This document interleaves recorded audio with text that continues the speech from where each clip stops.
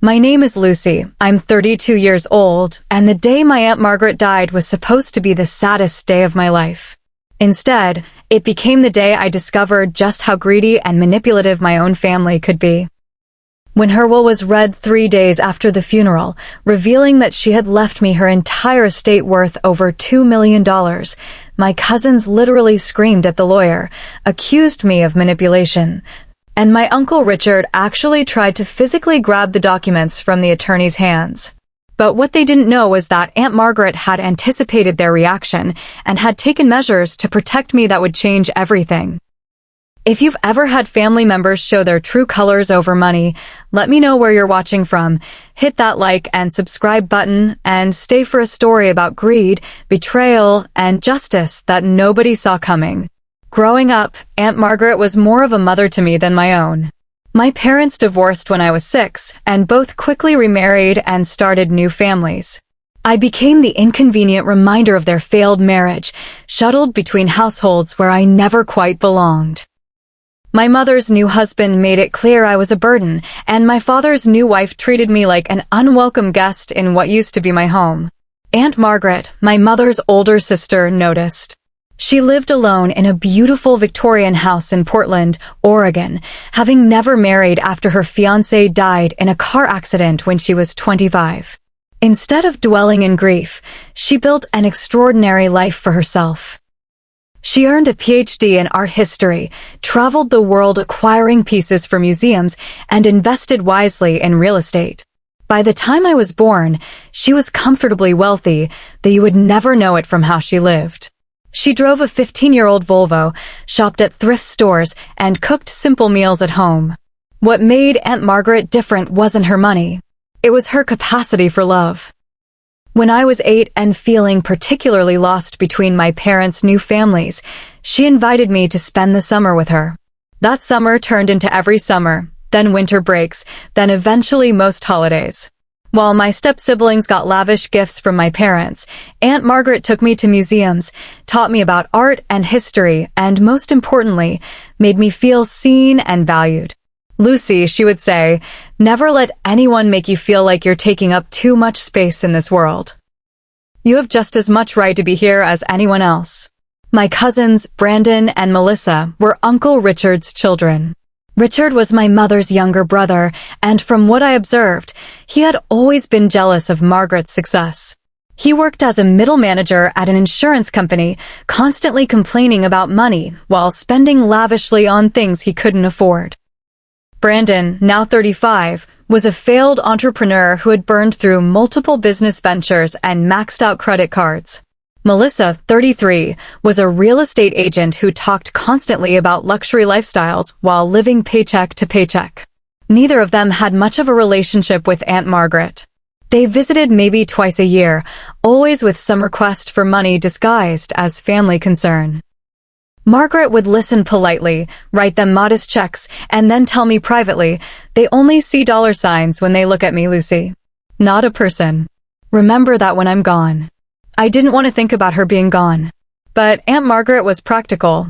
When she was diagnosed with stage 4 pancreatic cancer at 68, she faced it with the same grace and dignity she approached everything else in her life. "I've had a wonderful life," she told me when she called with the diagnosis. "No regrets, Lucy." Well, maybe one. I wish I had more time with you. The next 6 months were the hardest of my life. I took a leave of absence from my job as a museum curator in Seattle and moved back to Portland to care for her. We spent those final months talking, laughing, crying, and making memories. She made me promise to finish my doctoral dissertation, to travel to all the places we had planned to visit together, and to never let anyone diminish my worth. "I'm leaving you everything, Lucy," she told me one evening as we sat in her garden. "The house, the investment accounts, all of it. Richard and his children won't understand, but you earned it not through expectation or entitlement, but through genuine love and presence." I tried to protest. "Aunt Margaret, that will cause problems with the family." "Then let it cause problems," she said firmly. "I've spent my whole life trying to keep the peace, avoiding conflict. But the truth is, you're the only one who loved me for who I am, not for what I could give you." My estate is substantial, Lucy. About $2.3 million, including the house, investments, and my art collection. It's yours. All of it. She had her attorney, a formidable woman named Catherine Walsh, draft an ironclad will. She also did something else, something I wouldn't discover until later. She documented everything in video recordings, letters, and a detailed account of her relationship with each family member over the years. Aunt Margaret passed away on a rainy Tuesday morning in April. I was holding her hand, reading her favorite poetry when she took her last breath. Even in death, her face held a peaceful expression, and I knew she was finally free from pain. The funeral was held 4 days later at a small chapel near her home. I had arranged everything according to her wishes. Simple, elegant, focused on celebrating her life rather than mourning her death. The attendance was modest. Some colleagues from the museum world, a few neighbors, her book club friends, and, of course, family. Uncle Richard arrived with Brandon and Melissa, all dressed in black and wearing expressions of exaggerated grief. I noticed immediately how they positioned themselves near the front, greeting attendees as if they were the primary mourners. Melissa even referred to the house as grandmother's estate when talking to guests, despite the fact that it had been solely Aunt Margaret's property. "Lucy, you poor thing," Melissa cooed, pulling me into an insincere hug. "You must be devastated. You two were so close." Of course, we all loved Aunt Margaret dearly, but you practically lived with her these last months. There was something in her tone, a possessiveness that made my stomach turn. Brandon was less subtle. "I guess we'll need to figure out what to do with the house," he said to his father, loud enough for me to hear. "The estate will probably need to be liquidated to settle everything fairly." I said nothing, just excused myself to speak with the funeral director. Catherine Walsh, Aunt Margaret's attorney, caught my eye from across the room and gave me a subtle nod. She had insisted on being present at the funeral, and now I understood why. The service itself was beautiful. I gave the eulogy, sharing stories of Aunt Margaret's kindness, intelligence, and unconventional wisdom. Several of her friends spoke, painting a picture of a remarkable woman who had touched many lives. Uncle Richard's family sat stone-faced through most of it, perking up only when speakers mentioned her achievements and, by extension, her wealth. At the burial, as we stood around the casket being lowered into the ground, something shifted in the air. Uncle Richard stepped forward, clearing his throat dramatically. "I just want to say," he began, his voice carrying across the small gathering, "that Margaret was not just my sister, but my best friend. We shared everything growing up, and I know she would want her legacy to be shared among all of us, her family." I felt my face flush with anger. Best friend? He had barely visited her in the hospital. Melissa dabbed at dry eyes with a tissue, while Brandon nodded solemnly as if his father was delivering profound wisdom. After the burial, Catherine approached me. "The will reading is scheduled for tomorrow at 2 p.m. at my office. Your uncle and cousins have been notified. Do you expect trouble?" I asked quietly. Catherine's expression was grim. "Based on what Margaret told me about her family dynamics? Yes, but don't worry. She prepared for this. Just trust the process." That night, alone in Aunt Margaret's house, I walked through rooms filled with memories. Her reading chair by the window, the kitchen where we had cooked countless meals together, her bedroom where I had sat with her during those final days. The house felt empty without her, but also peaceful, as if her spirit lingered in every corner, whispering reassurance. The next afternoon, I arrived at Catherine Walsh's law office 15 minutes early. The space was elegant and professional, with dark wood furniture and walls lined with legal volumes. Uncle Richard, Brandon, and Melissa were already there, sitting together on one side of the conference table. They looked up when I entered, their expressions a mixture of forced sympathy and barely concealed anticipation. "Lucy, dear," Uncle Richard said, gesturing to an empty chair across from them. "Come sit. We're all family here." The subtext was clear. They expected to be in control of this meeting. Catherine entered a moment later, carrying a leather portfolio. She was a woman in her 60s, with silver hair pulled back in a neat bun and sharp eyes that missed nothing. "Thank you all for coming," she began, taking her seat at the head of the table. "I know this is a difficult time, but Margaret was very clear about her final wishes, and it's my duty to ensure they're carried out exactly as she specified." "Of course," Uncle Richard said smoothly. "Margaret was always so organized. I'm sure she's arranged for everything to be divided fairly among her family." Catherine's expression didn't change. "I'll now read the last will and testament of Margaret Ellen Crawford, dated January 15th of this year." She opened the portfolio and began reading the formal legal language establishing the document's validity. I watched my uncle and cousins, noting how they leaned forward slightly, practically salivating with anticipation. To my brother, Richard Crawford, I leave the sum of $10,000 with the hope that he will use it more wisely than he has used the many loans I provided over the years, which were never repaid. Uncle Richard's face flushed. "Loans? Those were gifts." Catherine continued without acknowledging the interruption. "To my nephew, Brandon Crawford, I leave the sum of $5,000 and my collection of business books, with the sincere wish that he will learn from them what he failed to learn from his various failed ventures." Brandon's mouth fell open. "5,000? That's it."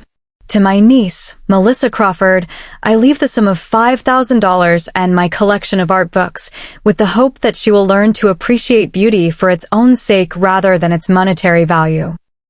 Melissa's face had gone pale. "This is a joke, right? Aunt Margaret had millions." Catherine looked up from the document, her gaze steely. "I can assure you this is not a joke. This is a legal document, properly witnessed and notarized. Now, if I may continue." "Wait just a damn minute." Uncle Richard stood up, his chair scraping loudly against the floor. "My sister had an estate worth over $2 million. We're her family. There must be some mistake." "There is no mistake," Catherine replied calmly. "And if you'll allow me to finish, the disposition of the remainder of the estate will become clear." She returned to the document. "The entirety of my remaining estate, including my home at 1247 Maple Avenue, all investment accounts, savings accounts, art collection, personal property, and any other assets not specifically mentioned above, I leave to my beloved niece, Lucy Marie Harrison." The room exploded. "No!" Melissa shrieked, jumping to her feet. "That's not possible. She manipulated her. Lucy probably forced her to write that when she was sick and vulnerable." Brandon slammed his fist on the table. "This is elder abuse. We'll contest this. There's no way Aunt Margaret was in her right mind." Uncle Richard, his face now an alarming shade of red, actually lunged for the document in Catherine's hands. "Let me see that. I don't believe it. You probably forged this." Catherine pulled the document back, her voice cutting through the chaos like a knife. "Sit down. All of you. Right now." Something in her tone made them pause.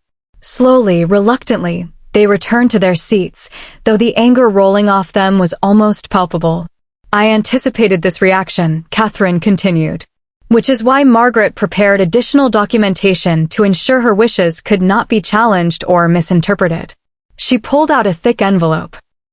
First, a letter from Margaret's physician, Dr. Samuel Chin, confirming that she was of completely sound mind when she drafted this will and remained mentally competent until her death.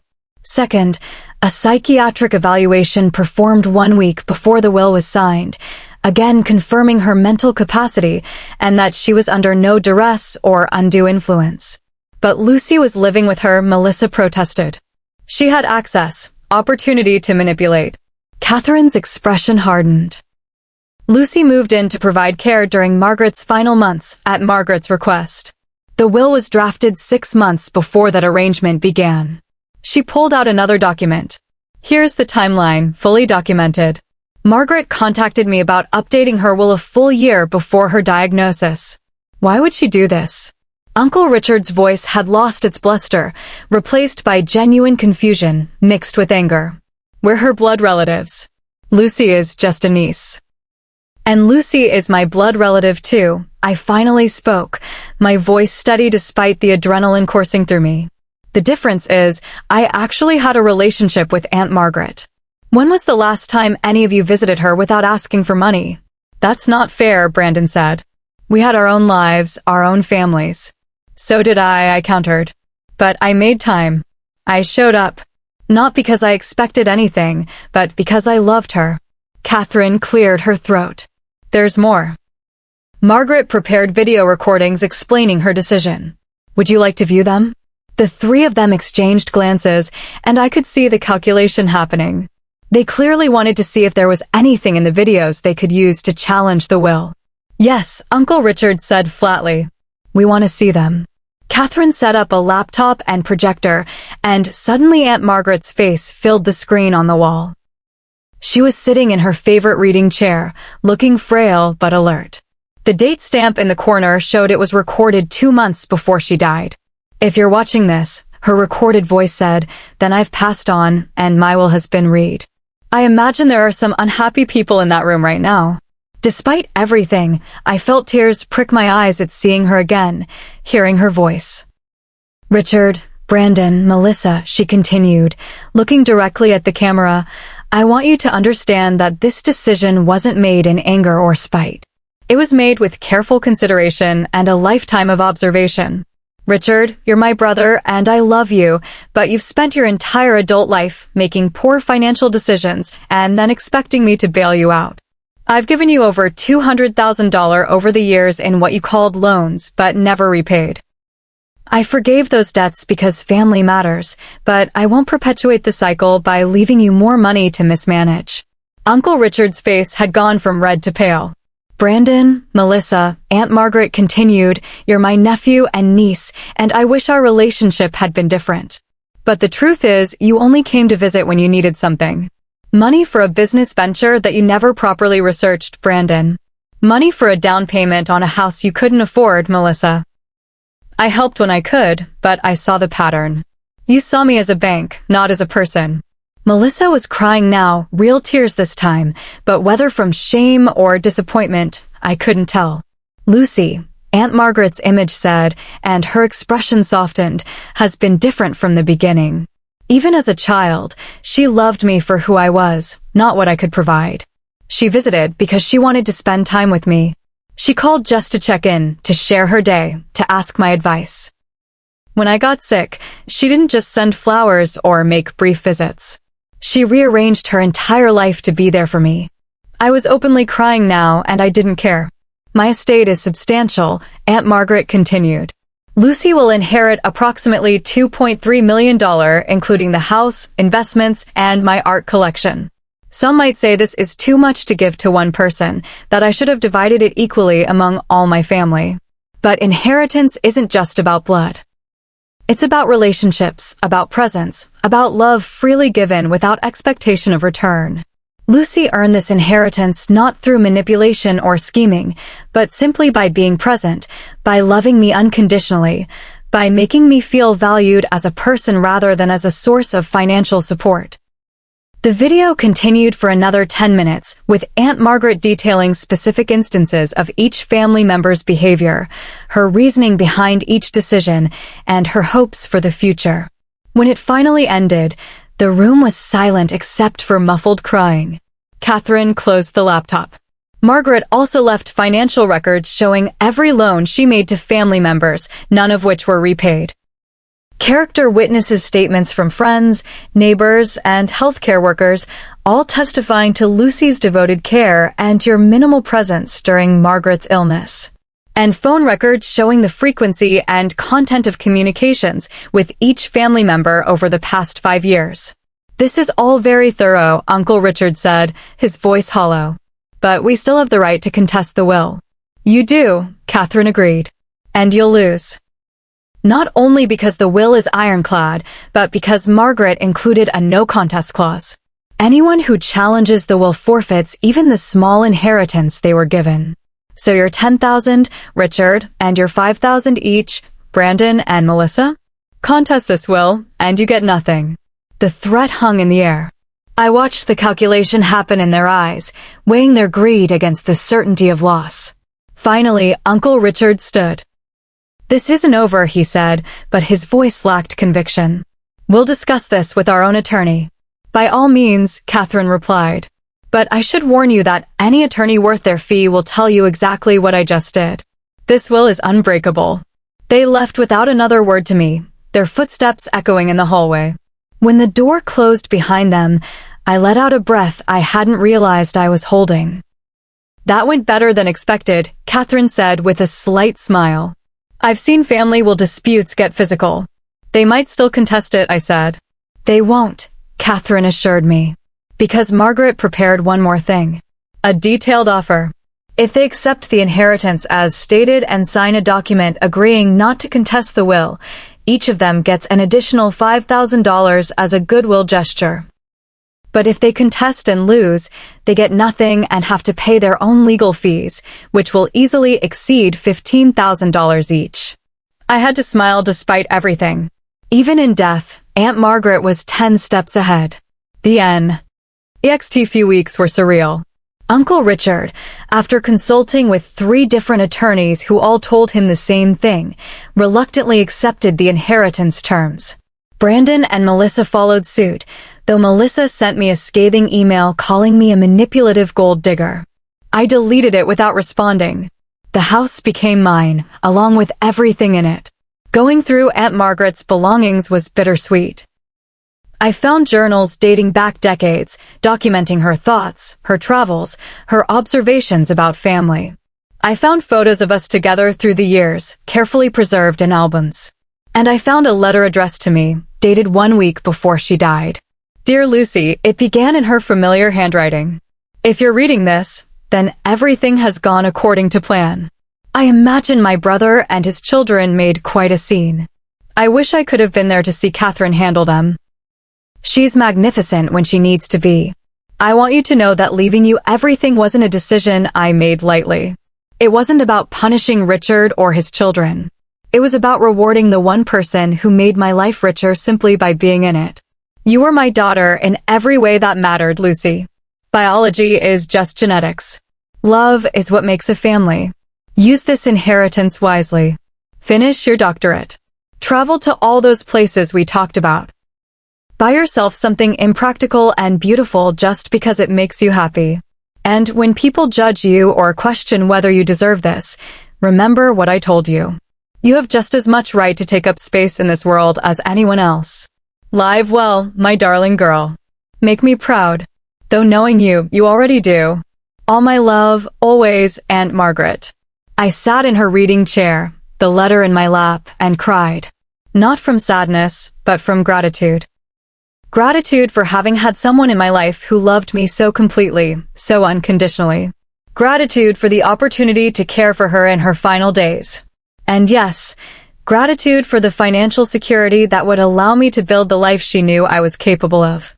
3 months after Aunt Margaret's death, I was having lunch with Catherine to discuss the final details of the estate settlement. She had become not just my attorney, but a friend and mentor. "There's one more thing," Catherine said, pulling out a small envelope.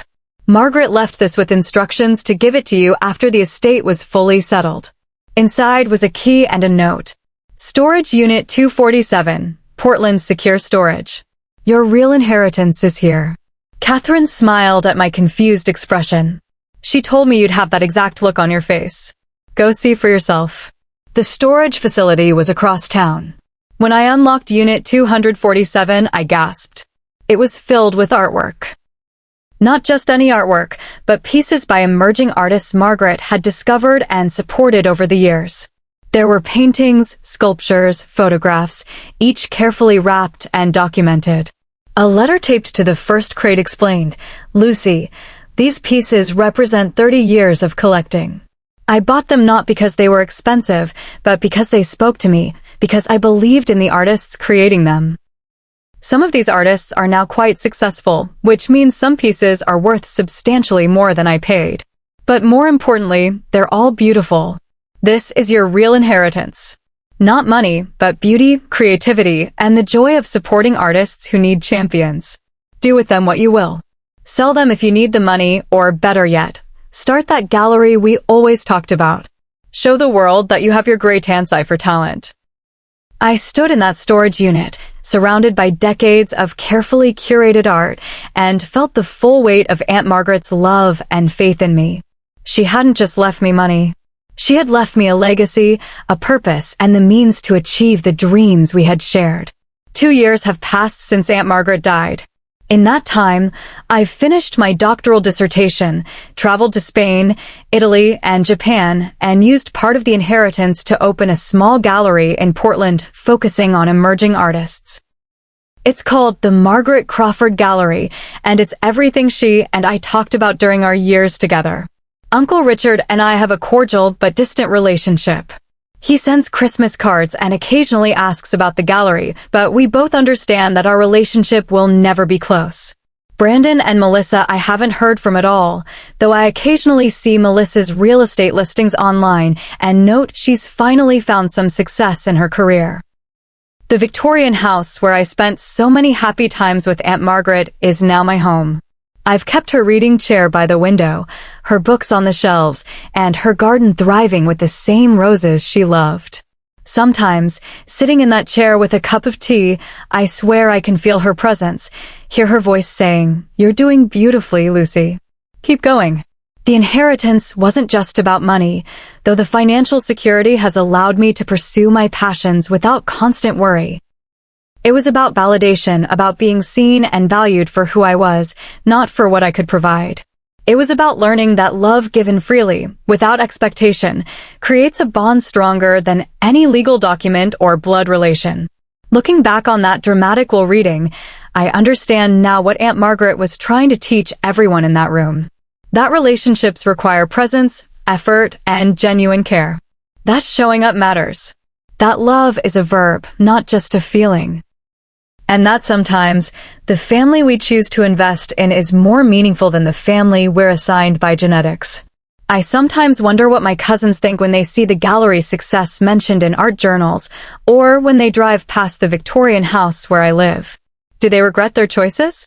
Do they understand now what they lost by viewing Aunt Margaret only as a source of money rather than as a remarkable woman worth knowing? But mostly, I think about the lesson Aunt Margaret taught me through both her life and her death.